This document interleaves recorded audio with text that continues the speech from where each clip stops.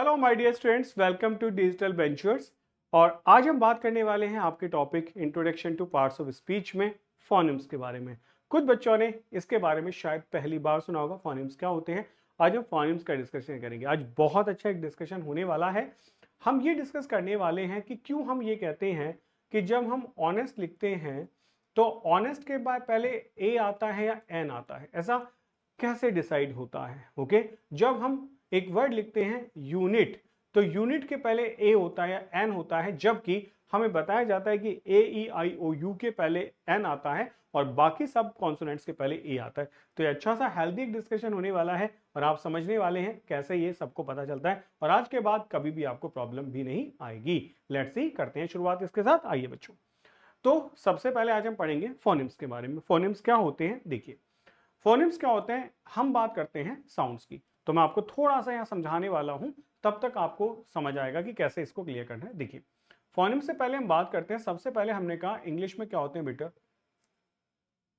English में होते हैं अल्फाबेटिक टेबल होती है। अल्फाबेट की जब मैं बात करता हूं तो अल्फाबेट होते हैं पूरे 26। क्लियर है, 26 अल्फाबेट होते हैं। इन अल्फाबेट्स को हमने ऐसे डिसाइड किया होता है टू कैटेगरीज में। कैसे कैसे मान लेते हैं, एक कहते हैं, एक होते हैं हमारे कॉन्सोनेंट और दूसरे होते हैं हमारे वॉल्स। कॉन्सोनेंट्स होते हैं और वॉल्स होते हैं। Okay, so number of consonants कितने हैं, मैंने बात की 21 की, और वॉल्स कितने होते हैं, मैंने बात की 5। तो इसका मतलब कंप्लीट कितना निकल गया है, 26। अभी हम समझते हैं 26 क्या होते हैं।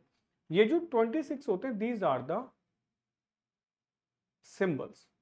ये होते हैं आपके सिंबल्स। अब सिंबल्स क्या है, मैंने फोनेम लिखा, ये पी एक सिंबल है, एच एक सिंबल है, ओ एक सिंबल है, एन एक सिंबल है, ई एक सिंबल है, एम एक सिंबल है।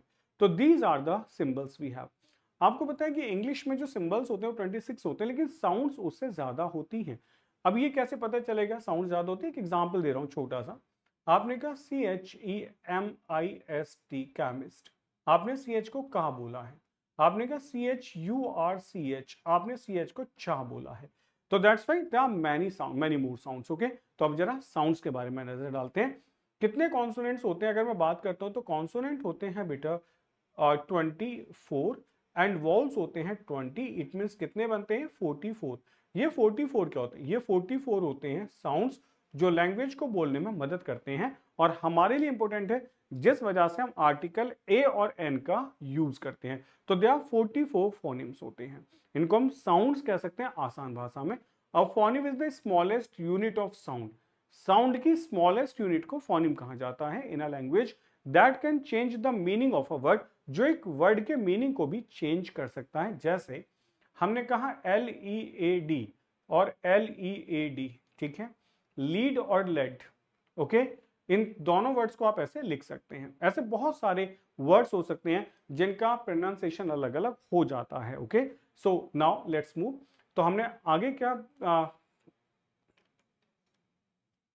एक, तो दे आर 44 फोनेम्स, ठीक है, including what, including sounds like consonants भी होते हैं एंड वॉल्स भी होते हैं। चलिए अब बात करते हैं कॉन्सोनेंट फोनेम्स को लेकर। These are the consonant phonemes. तो पी है, इसका अपना साउंड होगा पेट है, ठीक है, बी का साउंड बैट होगा। These are the sounds we have.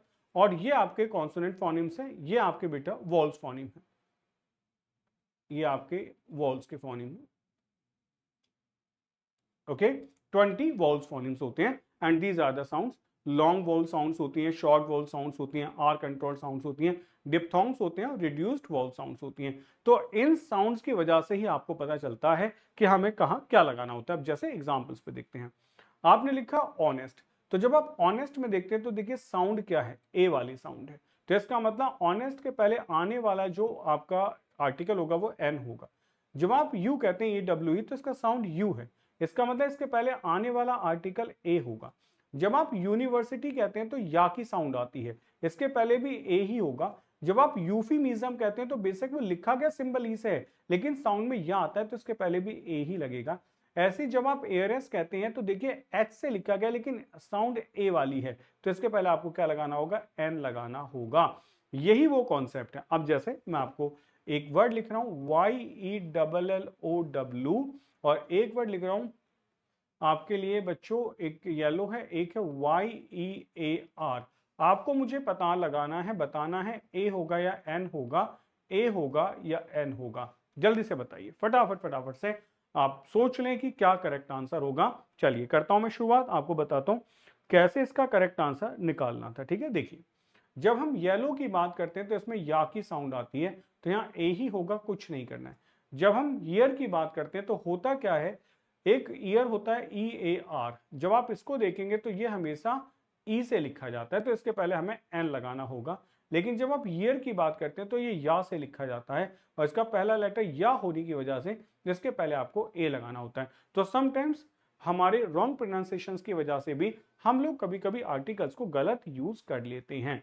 तो ये आपका फोनिम्स के बारे में क्लास थी कि फोनिम्स क्या है, स्मॉलेस्ट साउंड होती है किसी भी लैंग्वेज की, और हमें मदद कहाँ करता है, एक तो प्रोनाउंसिएशन में कि हम चीजों को सही से बोलें, और दूसरा एन जो आर्टिकल्स होते हैं उनको डिसाइड करने में, क्योंकि कभी कभी वहां वाले क्वेश्चंस भी हमें एग्जाम में काफी हद तक परेशान कर देते हैं।